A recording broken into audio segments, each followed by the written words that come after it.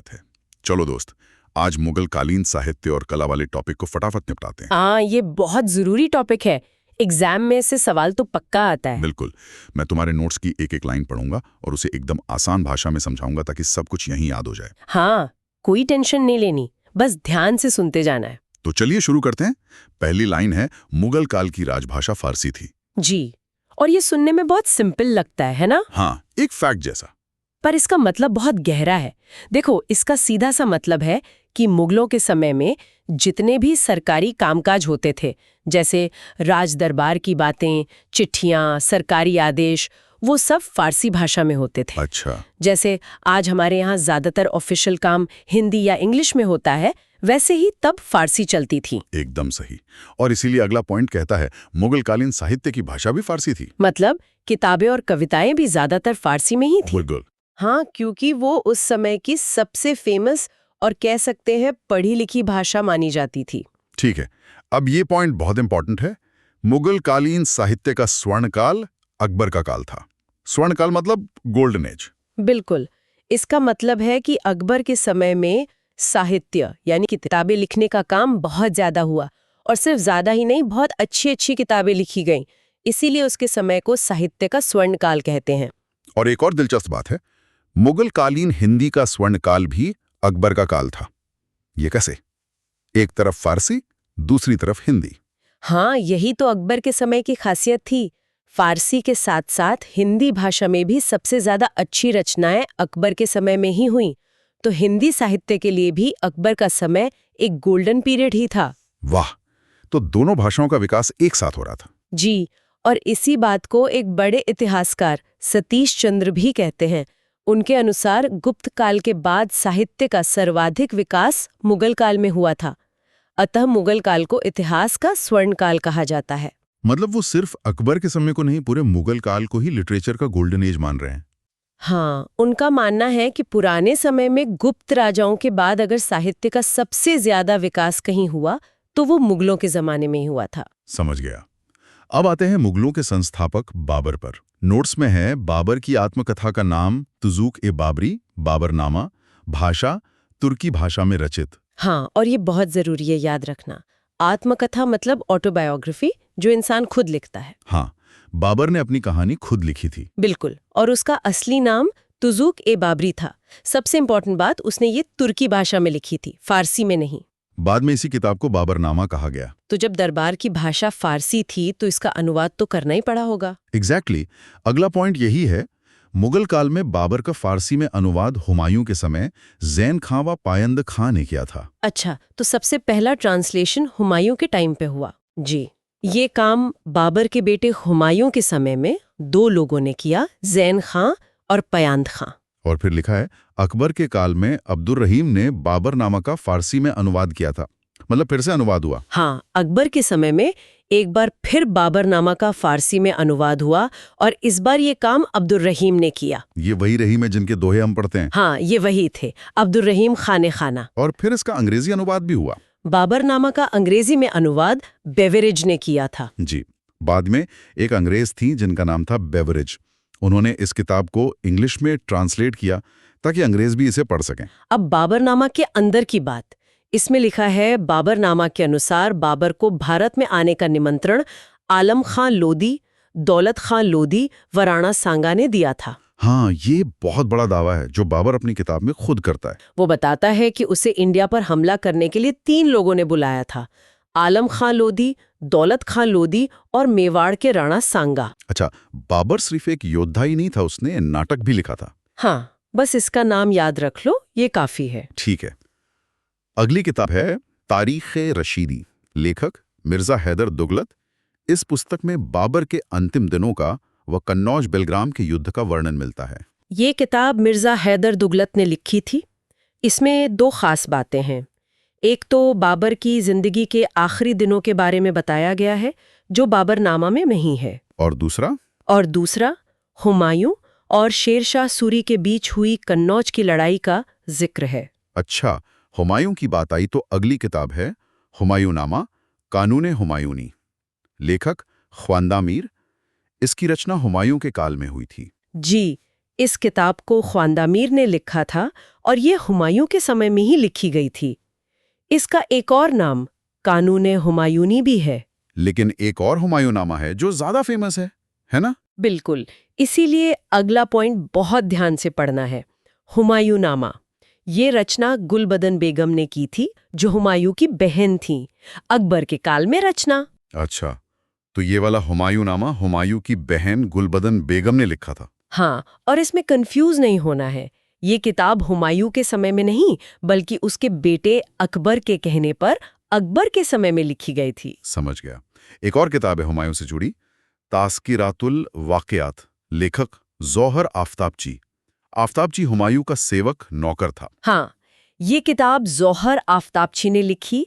वो कोई बड़ा लेखक या दरबारी नहीं, बल्कि हुमायूं का एक नौकर था। तो उसने हुमायूं के साथ जो कुछ देखा, जो महसूस किया, वो सब लिख दिया। ये तो बहुत पर्सनल अकाउंट होगा फिर। एकदम। अब आते हैं अकबर के काल के साहित्य पर। पहली किताब है तारीख-ए-फ़रिश्ता, लेखक मो कासिम हिंदू शाह, अकबर के काल में। ठीक है, तारीख-ए-फ़रिश्ता, लेखक मोहम्मद कासिम हिंदू शाह। जी। अगली किताब का नाम थोड़ा कंफ्यूजिंग हो सकता है, तारीख-ए-शेरशाही, लेखक अब्बास खान सरवानी। शेरशाह सूरी की जानकारी का स्रोत, रचना अकबर के काल में हुई। नाम से तो लग रहा है कि ये शेरशाह के समय लिखी गई होगी। हाँ, पर ऐसा नहीं है। ये किताब तारीख-ए-शेरशाही अकबर के समय में लिखी गई थी। लिखने वाले थे अब्बास खान सरवानी, और ये किताब शेरशाह सूरी के बारे में जानने का सबसे अच्छा सोर्स मानी जाती है। वाह, अकबर अपने दुश्मन के बारे में भी लिखवा रहा था। यही तो उसकी खासियत थी। अगली किताब है तबकाते अकबरी, लेखक निजामुद्दीन अहमद। तबकाते अकबरी को पक्षपात रहित ग्रंथ भी माना गया है, अकबर के काल में रचित। पक्षपात रहित मतलब अनबायस्ड? हाँ, इसकी सबसे खास बात यही है कि इसे पक्षपात रहित माना जाता है। मतलब इसमें किसी की ज्यादा तारीफ या बुराई नहीं की गई। जो जैसा था वैसा लिखने की कोशिश की गई। ये बहुत बड़ी बात है। अच्छा, अगली किताब मुंतखब कुत तवारीख, लेखक अब्दुल कादिर बदायूनी, अकबर के समय में रचित, हल्दी घाटी के युद्ध का आंखों देखा वर्णन। ये किताब मुंतखब उत तवारीख बदायूनी ने लिखी थी। और सबसे जरूरी बात यह है कि बदायूनी ने हल्दी घाटी की लड़ाई में खुद हिस्सा लिया था। ओ, मतलब इसमें उस लड़ाई का आई विटनेस अकाउंट मिलता है। बिल्कुल, आंखों देखा हाल। अब आती है सबसे बड़ी किताब, अकबरनामा, लेखक अबुल फजल। इसको लिखने में अबुल फजल को 7 वर्ष का समय लगा। इसके 3 भाग हैं तथा तीसरे भाग को आईने अकबरी कहा जाता है। हाँ, ये मुगल काल की सबसे इम्पोर्टेंट किताबों में से एक है। अकबरनामा को अबुल फजल ने लिखा, जो अकबर के बहुत करीबी थे, नवरत्नों में से एक थे। 7 साल लगे इसे लिखने में। जी, और इसके 3 हिस्से हैं। जो तीसरा हिस्सा है वो सबसे ज्यादा फेमस है और उसे आईने अकबरी कहते हैं। लेकिन एक और अकबरनामा का जिक्र है, अकबरनामा, लेखक फैजी। अकबर ने अनुवाद विभाग का अध्यक्ष फैजी को बनाया था। फैजी द्वारा लिखित अकबरनामा में अकबर के असीरगढ़ विजय, अंतिम विजय का आंखों देखा वर्णन है। हाँ, एक और अकबरनामा है जिसे फैजी ने लिखा था। फैजी अबुल फजल का भाई था। अच्छा। और अकबर के ट्रांसलेशन डिपार्टमेंट का हेड था। अच्छा, और इसकी किताब में क्या खास है? इसकी किताब में अकबर की आखिरी लड़ाई यानी असीरगढ़ की जीत का आंखों देखा हाल मिलता है। ठीक है, अकबर का दौरा हो गया, अब जहांगीर पर आते हैं। जहांगीरनामा, जहांगीर की आत्मकथा, तुज़ुक-ए-जहांगीरी। जहांगीर ने अपने शासन के प्रथम 12 वर्ष का इतिहास अपने हाथों से लिखा। हाँ, जैसे बाबर ने अपनी कहानी लिखी, वैसे ही जहांगीर ने भी अपनी आत्मकथा तुज़ुक-ए-जहांगीरी लिखनी शुरू की। मतलब पूरी नहीं की? नहीं, उसने सिर्फ अपने राज के शुरुआती 12 साल का हाल लिखा। नोट्स में आगे है, बाद का 19 वर्ष तक इतिहास मुतमिद खां ने तथा मोहम्मद हादी ने इसे अंतिम रूप से पूरा किया। ओह, तो ये 3 लोगों ने मिलकर पूरी की है। बिल्कुल, जहांगीर, फिर मुतमिद खां और आखिर में मोहम्मद हादी। अब शाहजहां के समय की किताबें। शाहजहांनामा, इनायत खां। पादशाहनामा, अब्दुल हमीद लाहौरी, मोअमीन कज़वीनी, मोहम्मद वारिस। जी, शाहजहां के समय पर लिखी गई शाहजहांनामा के लेखक हैं इनायत खां। और एक और किताब है पादशाहनामा। पादशाहनामा को 3 लोगों ने लिखा। हाँ, ये शाहजहां के समय का ऑफिशियल इतिहास है। इसे 3 अलग अलग लेखकों ने हिस्सों में लिखा, लाहौरी, कज़वीनी और वारिस। ठीक है, आगे कुछ और नाम हैं। अमल ए शाही, मो शाही, कुंबू, मुंतखब उल लुबाब, मो हासिम, खाफी खां। इनमें बस नाम और लेखक याद रखने हैं। अमल ए शाही लिखी मो शाही कुंबू ने और मुंतखाब उल लुबाब लिखी खाफी खां ने। और अब औरंगजेब का समय। आलमगीर नामा, मिर्जा मो काजिम, फुतुहात ए आलमगीरी, ईश्वरदास नागर। हाँ, आलमगीर जो था वो औरंगजेब का ही नाम था। तो आलमगीर नामा मिर्जा मो काजिम ने लिखी। और फुतुहात ए आलमगीरी एक हिंदू लेखक ने लिखी थी, ईश्वरदास नागर। जी, ये भी एक इम्पॉर्टेंट फैक्ट है। अगला पॉइंट बहुत जरूरी लग रहा है। फतवा ए आलमगीरी, कानूनों, नियमों, न्याय की पुस्तक, मुस्लिम कानून का सबसे बड़ा संग्रह पुस्तिका। हाँ, ये बहुत इम्पॉर्टेंट है। फतवा ए आलमगीरी कोई कहानी या इतिहास की किताब नहीं है। ये औरंगजेब के समय में लिखी गई कानूनों की किताब है, एक तरह से लॉ बुक। और इसमें मुस्लिम कानूनों का सबसे बड़ा कलेक्शन है। बिल्कुल। आगे दो और नाम है, चहार चमन, चंद्रभान, नुस्खाए दिल खुशा, भीमसेन। बस फटाफट नाम याद कर लो। चहार चमन चंद्रभान ने लिखी और नुस्खाए दिलखुशा भीमसेन ने लिखी। ठीक है, और अब आते हैं मुगल इतिहास की एक बहुत ही दिलचस्प किरदार पर, दारा शिको। हाँ, दारा शिको, जन्म 1618 ईस्वी, शाहजहां का पुत्र। ये शाहजहां का सबसे बड़ा बेटा था ना? जी, सबसे बड़ा बेटा और बहुत पढ़ा लिखा और समझदार था। शाहजहां ने इसे शाह बुलंद इकबाल, शाहजहां की उपाधि प्रदान की थी। मतलब शाहजहां उसे बहुत मानता था। बहुत ज्यादा।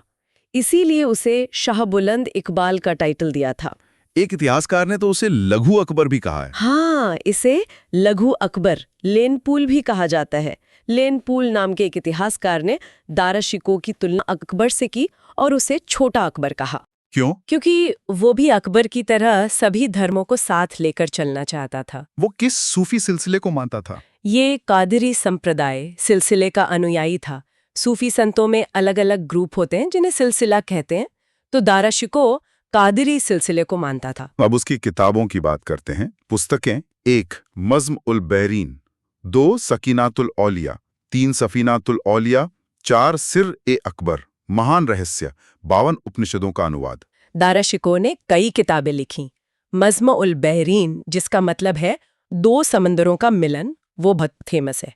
लेकिन उसकी सबसे जरूरी किताब है सिर्रे अकबर। ये क्या थी? ये कोई ओरिजिनल किताब नहीं, बल्कि उसने 52 उपनिषदों का संस्कृत से फारसी में अनुवाद करवाया था। ये उस समय में एक बहुत बहुत बड़ा काम था। सिर्फ उपनिषदों का ही नहीं, उसने गीता का भी अनुवाद किया। जी, आखिरी पॉइंट यही है। श्रीमद् भगवद गीता योग वशिष्ठ का फारसी में अनुवाद किया। ये उसने क्यों किया? ताकि मुस्लिम विद्वान भी हिंदुओं के इन पवित्र ग्रंथों को पढ़ और समझ सकें। तो दोस्त, ये था हमारा मुगल कालीन साहित्य का पूरा टॉपिक। बिल्कुल सारी जरूरी किताबें और उनके लेखक हमने कवर कर लिए हैं। बिल्कुल। अब एक क्विक रिवीजन हो जाए तो सब कुछ पक्का हो जाएगा। हाँ, चलो एक फटाफट क्विक रिवीजन करते हैं ताकि एग्जाम से पहले बस ये पॉइंट्स देख लो और सब याद आ जाए। ठीक है, पूछो। सबसे पहले, मुगलों की राजभाषा क्या थी? फारसी। साहित्य और हिंदी दोनों का स्वर्णकाल किसके समय को कहते हैं? अकबर का समय। बाबरनामा यानी तुजुक ए बाबरी की असली भाषा क्या थी? तुर्की। ये बाबर की आत्मकथा थी। और फेमस वाला हुमायूं नामा किसने लिखा? हुमायूं की बहन गुलबदन बेगम ने, अकबर के कहने पर। ठीक है, अकबरनामा किसने लिखी और उसका तीसरा भाग क्या कहलाता है? अबुल फजल ने लिखी 7 साल में, और तीसरे भाग का नाम है आईने अकबरी। बहुत बढ़िया। हल्दी घाटी की लड़ाई का आंखों देखा हाल किस किताब में मिलता है? बदायूनी के मुंतखब उत तवारीख में।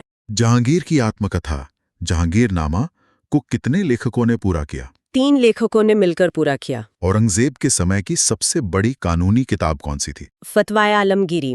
ये मुस्लिम कानूनों का सबसे बड़ा संग्रह था। और आखिर में, लघु अकबर किसे कहा जाता था और उसका सबसे बड़ा काम क्या था? दारा शिकोह को, और उसका सबसे बड़ा काम था 52 उपनिषदों का पारसी अनुवाद सिर्रे अकबर नाम से करवाना। उसने गीता का भी अनुवाद किया था। बहुत अच्छे, बस इतना याद कर लो, इस टॉपिक से कोई सवाल नहीं छूटेगा। हाँ, अच्छे से तैयारी करना। All the best.